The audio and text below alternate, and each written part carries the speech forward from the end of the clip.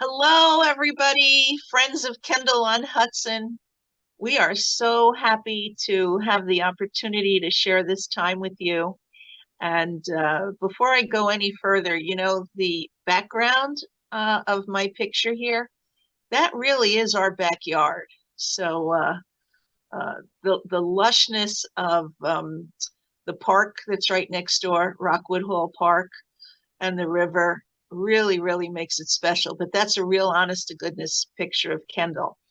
I'm so happy to introduce to you some people here that's going to give you some exciting information today. First, Joey Starr.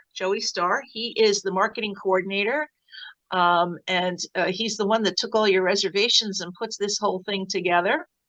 Mary Kate McLaughlin is a sales counselor. Many of you have spoken with her, know her, have toured with her. And then we have our CFO, Carmela Carino. Uh, someone just said every good community has a good CFO, and we certainly do. And our guest of honor today is Tripp Higgins of My Life Site, dedicated to bringing to communities and to prospects valuable information on how to make decisions.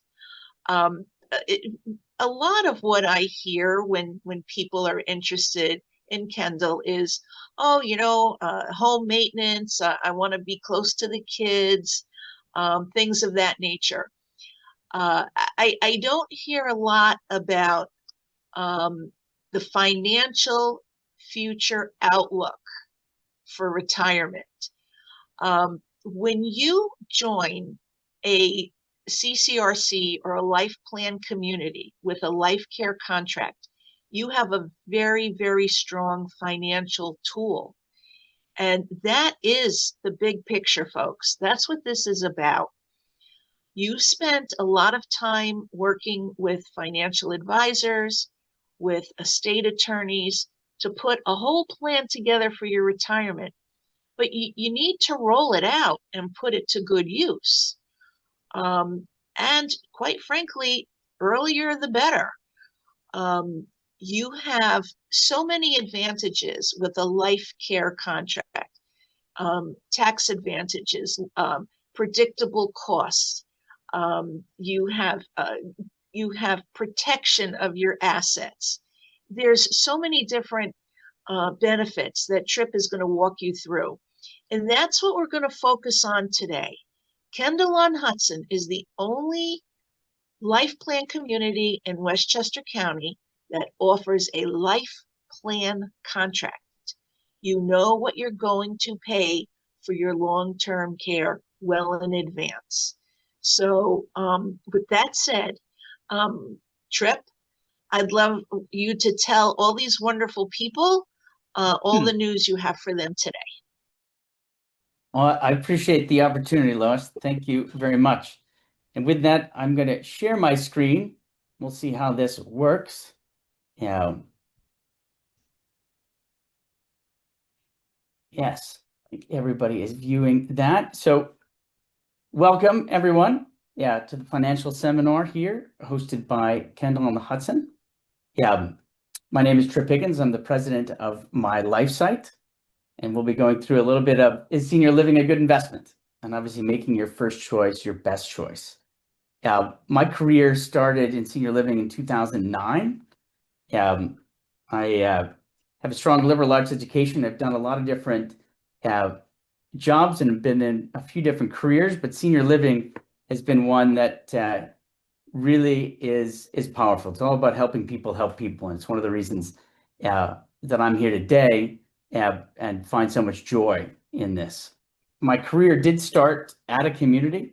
As my story goes, my wife was battling her third breast cancer, and we had decided that my job traveling was not the best for our, at that point, 3-year-old twin boys and her. So I took some time off, and later in her battle, I was offered to join a community that I know was struggling They were opened in 2007, so very poignant and connected to what we're working with now on uncertain financial times. But I quickly was able to kind of understand the true value of not only that financial investment and investment in yourselves, but ultimately it was all about community. And that is something that has stuck with me, and why I find it such an honor to be in front of so many people here looking to make a senior living decision. With that, this is a disclaimer, I'm not a financial advisor. I was at one point early in my career, but this is all about information we've collected and seen from hundreds and hundreds of communities that we've worked with and visited across the country. It's all about making your first choice your best choice. And ultimately, this is a lifestyle, housing, healthcare, and financial decision all wrapped into one. So something really easy, right? And what I've found is that everyone has their own challenges. And I think the movie Up, if anybody remembers it, from 2009, it won the Oscar for Best Animated Movie. It was the story of Mr. Fredrickson, what ended up being the old man with the balloons, but it was a love story of first meeting his wife at a movie theater, watching their hero do some incredible things. And as the young boy walked out of the movie theater, he was then reenacting some of the great feats of his hero. And one of them was he was going to go jump the Grand Canyon. But as he looked down, it was a crack in the sidewalk. And then he was going to go climb Mount Everest, and it was a tree stump. Now, and it dawned on me at the time that what could be my Grand Canyon could be your crack in the sidewalk, and what is my tree stump is your Mount Everest. So a great community is one that can realize and be your Sherpas to get you up and over Mount Everest, or be your team to get you down and up safely from the Grand Canyon. And certainly Kendal on the Hudson has some of the best that do care and put that time into getting to know each person and being able to understand each person's challenges. So my goal today will be to outline some of the advantages and obviously financial advantages of a community. And be able to, I imagine many people do remember Cy Sims, where we truly believe an educated consumer is a retirement living's best customer. And I hope to give you a little bit more perspective on what your options and opportunity are. So some of the topics we'll be covering.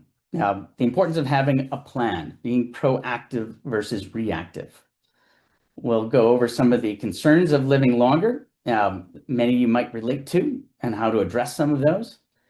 We'll also go through more of a comprehensive view of what we view as a solid retirement plan, more than just your finances. I will then go into briefly a little bit of why making a decision is hard. There's some science behind it. And then we'll review how a life plan community brings stability during uncertain times. And hopefully, if we have some clairvoyant people here, when to make the move. So with that, we'll walk into, do you have a plan?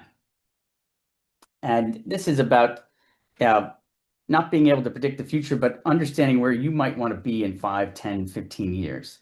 The unknowns, the obstacles you might connect to are just that, unknowns. And in many cases, how you manage and handle that is about having a plan.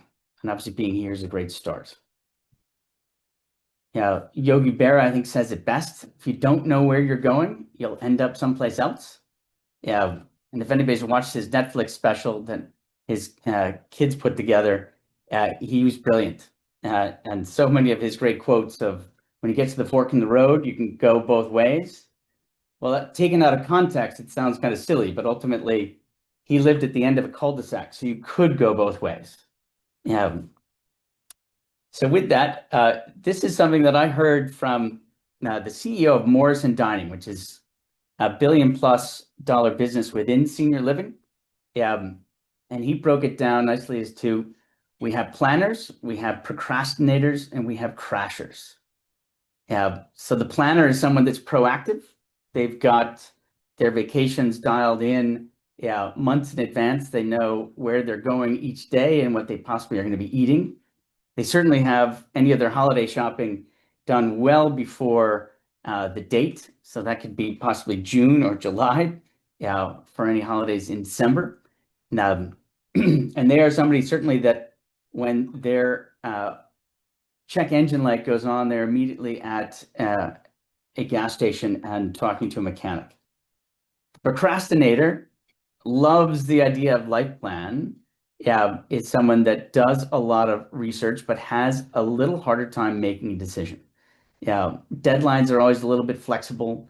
Yeah, potentially buying that insurance for your last vacation when you're sitting in a TSA line that's longer than the airport and you miss your flight. Yeah, those are the procrastinators. And what I've found over time, the emotional barriers, the financial barriers, they let that get in the way and they can't seem to find clarity. But once they do make a decision, it is 9.9 times out of 10, they go, why did I wait so long? Why was I saying I wasn't ready? So then we have the crashers. And the crashers can be potentially starting out as a planner, but more than likely are procrastinators that waited too long. Yeah, they weren't emotionally prepared. And ultimately, it became an event, a healthcare crisis that made whatever options are out there relevant. But at that point, they don't have many options and opportunity. And this is all about creating options and opportunity for yourself. So ultimately, if I was able to see the whole audience, I would ask for a show of hands as to who believes they're a planner, who believes they're a procrastinator, and who might be on the edge of being a crasher. And ultimately, we all want to be planners. So with that, we'll talk about some of the biggest concerns about living longer. We find 72% dealing with serious health problems. And as we know from statistics, about a little over 70% of everybody that's on this call will need some sort of further care. And how we plan for that and who's involved and where that's going to happen are important. Next, 60% not being a burden on family. To 47% running out of money to live comfortably. To 26% being lonely. I think we all found during COVID, if anybody was anxious to see a FedEx truck or an Amazon truck drive by, and that was the highlight of your day, we know what being lonely is like. I think everybody in this room understands what lonely is being like. Fortunately, at communities, and certainly Lois was sharing me stories over the years as to how they handled and brought people in during COVID to be a part of a greater community, to give you more to do and be, because this is all about living, enjoying, celebrating life. And finally, 21% not having a purpose, which we find certainly after retirement, filling your day can be more difficult. Things that might have taken half a day now take a week because nothing else is filling up that time. And then finally, the 13% not having anything to leave loved ones. And I find this one interesting because ultimately you could look at this two ways. You could be looking at leaving your financial well-being to further heirs, family members. But I find also one of the more important pieces is being able to have shared experiences with your family and loved ones. And it's more than just the money. It's how you're living your life and being a participant with your greater circle of friends and family. Now I'll segue into a little bit of how we view retirement planning. So looking at all of those concerns, we've broken it down into 4 different areas. So finances are one. No matter how much money you have, if you're not investing in it in yourself and your future as to where and who might be a part of your team, those dollars don't mean much. If you were to take those all and pour them into cash and make a big pile, you could stay warm for a while. You might be able to burn some, but ultimately if it rained or the wind blew, a lot of that goes away. So ultimately investing in your future and potentially that being a life plan community, you create structure around where and who is going to be part of your team. And also, how are you living your life? Because it is all about enjoying, celebrating, and living. And we know that wellness is a big part of that. It's spiritual, it's vocational, it is about uh, what's on your plate each day and how we live our life. And then health events, how we manage those, because they are unpredictable. And I imagine we probably have many stories within the people that are here today. How I know one thing, that the healthcare system is advocate centric, and you do need people that know you and care about you and are able to help manage crisis. Yeah, and what I've found over the now close to 15 years of being involved with life plan communities is that there are no better teams. Somehow every community is able to find the most compassionate person that is your resource. If you are to fall, if you are to have a hospital stay and be a part of a community, you are taken care of and you have your advocates, let alone your family and loved ones. You now have experts that are with you, talking to doctors, visiting you at the hospital, making sure you are getting the best care, let alone if you're to need further care with an assisted memory or skilled on a campus, you are a known entity. So you are not sort of room 236 off to the corner, and maybe see one or two people a day and hope to just get 3 meals a day. And then finally, family. And I find this so important because it is all about the relationships. In many cases, that matriarchal, patriarchal role you might have played forever and ever doesn't necessarily need to change. And moving to a community helps facilitate that even more. In many cases, we've seen family relationships evolve into more of a maintenance relationship where kids are coming over to help empty out the refrigerator, or to be able to change a light bulb, or to handle smaller projects that are now a bit harder. You want life to be shared and to be able to enjoy, in many cases at a community, joining art classes, pottery classes, exercise classes, being involved in the educational programs and events. They're all open to be able to be shared, and have that be a part of now your family well-being. So with all of that, we'll now sort of quickly look at what the retirement living choices are. As we see them, there are three primary choices. The first being staying at home. And obviously we know that's the easiest. It's comfortable. It has, a lot of memories. It does have its downfalls. Obviously, the longer you live in your house, the greater that liability becomes. And in many cases, I look at homes now as a liability the longer you are in it, because of home repairs, roofs, furnaces, air conditioning units, the upkeep. It is constant. If we don't do anything, our house, will eventually erode. Or second option is obviously moving to a community. This is a beautiful one. I think there's a really nice body of water right outside of their front door. Now, and then the third choice would be looking to move in with the kids. And we know this isn't necessarily popular, but this was pretty much your only choice about 120 years ago.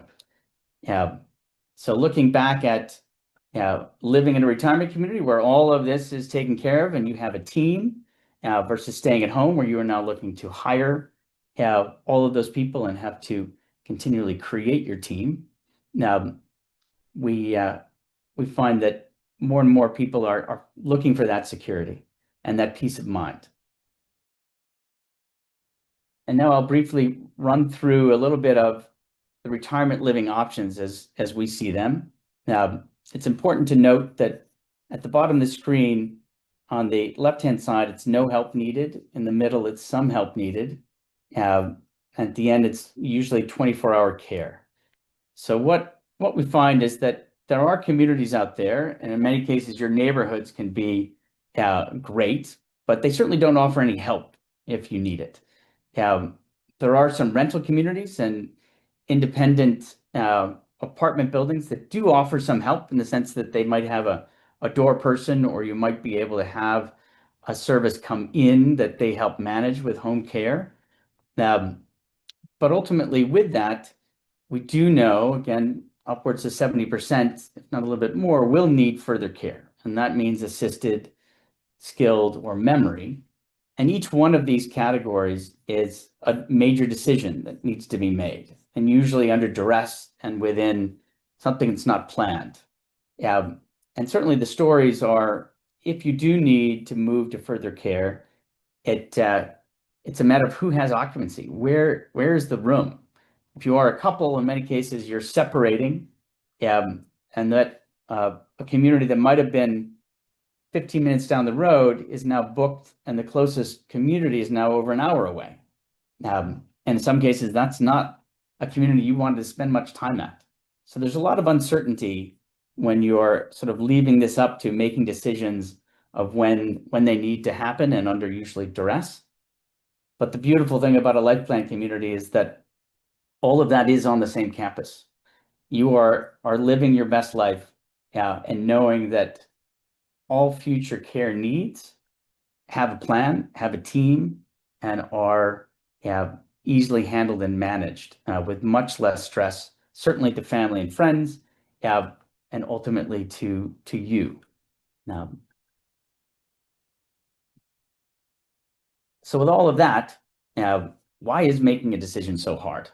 Part of it is psychological, the anchor bias. This is something that whatever you've heard in the past, it's our subconscious brains that make most of our decisions and sort of help us start our process of learning.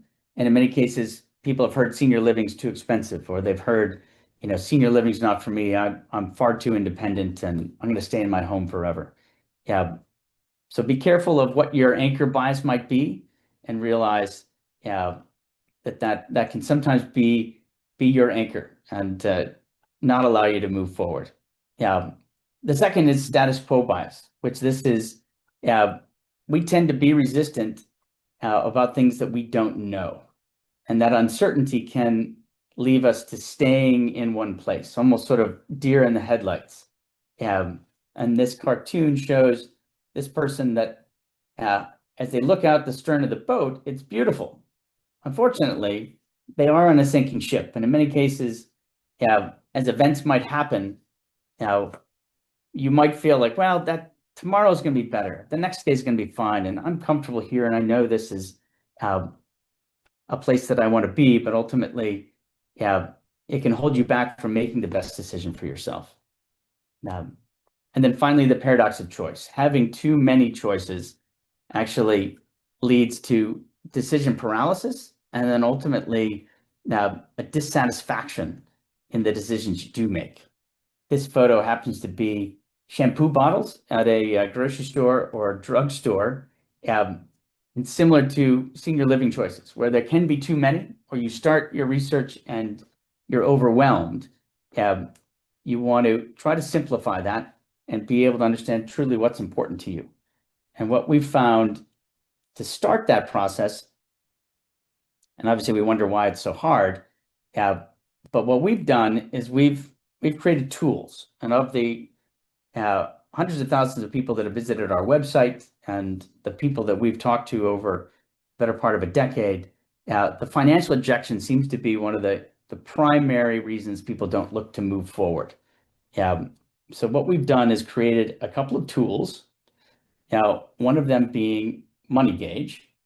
And what I'm going to do is, as I click this, I'm going to have to stop sharing this screen.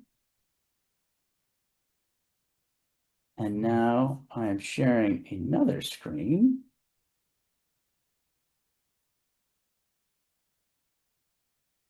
And I got a thumbs up from Lois that you are now viewing the Money Gauge screen.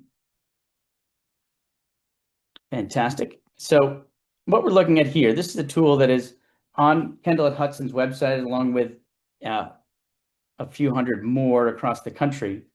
And this takes 8 to 9 simple questions about who you are. Is it an individual or couple? We ask your age, and this is important because we look at using actuarial tables in the back so we understand what lifetime affordability means. Now, in this case, I'm going to take a 75-year-old. our next question will be, are you looking to sell your home when you make a move? In most cases, that is a yes. And we're going to put this person's home value at just about 800,000. And we are looking for the equity in that. So we'll take your age and we're going to now look at your primary assets, your home, and now savings retirement accounts. Here, I might look at something a little larger, like closer to or just over 3 million.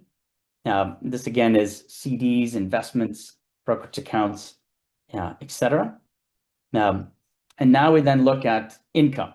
So we'll look at Social Security, your after-tax income. This person is going to be just about 2,500. We then provide a space for pensions and or direct annuities. We're going to have a small pension for this person as well. We then also ask about other income from rentals, royalties, etc. I'm going to say no to this. And then we can even include long-term care insurance, which is great. One thing to keep in mind here is we look at what your daily rate is and multiply that by 30. Will give you a number. So if I was to fill this in, you wouldn't want to be putting $750 or $500. You'd want to be putting closer to 6 to 7 to possibly more. But at this point, I'm going to say no, and then I'm going to hit next. And this is now calculating based on 4 different options at Kendal and the Hudson, from smallest to smallest, largest apartment. I'm going to quickly type in my name. So Lois and Mary Kate, please ignore this lead that's going to come to you. As I fill this out.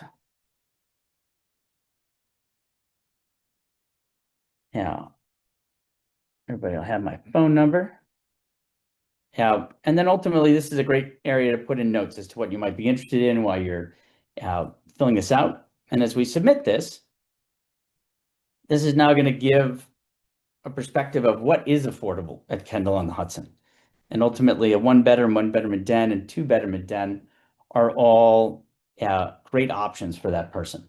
Now, looking at that screen, this is great to sort of help the subconscious brain kind of understand, oh, this is an option. I'm interested now. And ultimately, you can switch to the cognitive side of your brain. That's the learning side. And we've found incredible success with this tool to kind of help start the conversations and get into what I consider more important, is the community and how you're going to be living life and being able to enjoy and discover and celebrate each day. We can come back to this as I end the conversation for more questions. But I'm going to go into one more tool that we have that we find is incredibly beneficial. And this would be something that you would use directly with the salesperson. So after you've filled out Money Gauge, we would get back into our financial calculator. Oh, a little quick there. And as I click this, I'm now going to be, technology's so fun here, getting back into this shared screen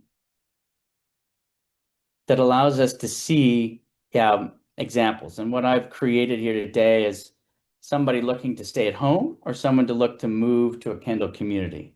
If I click in here, I'll show you some of these inputs. So this is a person that has paid an entry fee. Their assets have actually grown over time.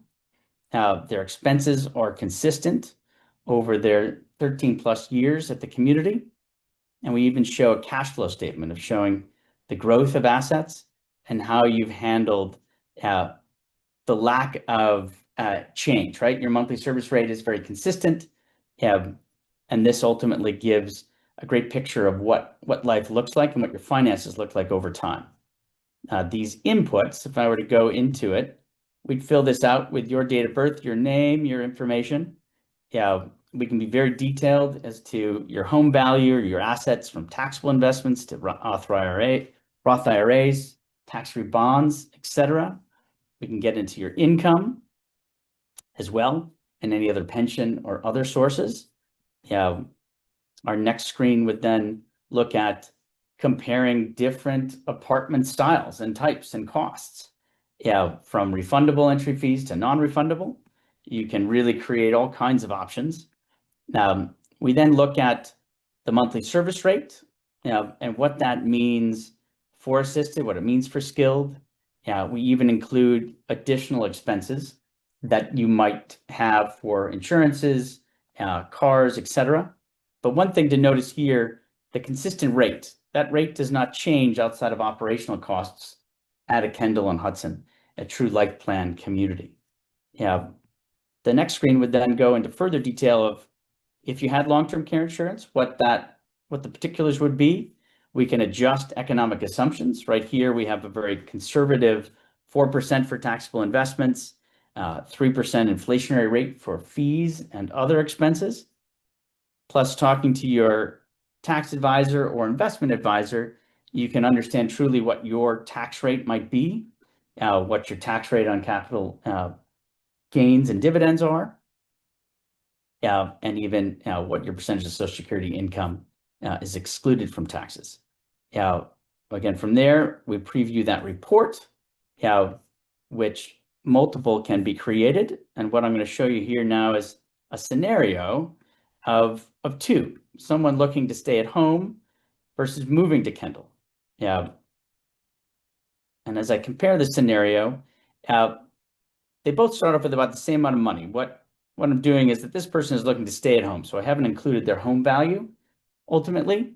But what we do see is there starts to be a decline around year 7 or 8, where their expenses are far exceeding what their income is in comparison to staying at Kendal, which is the red line.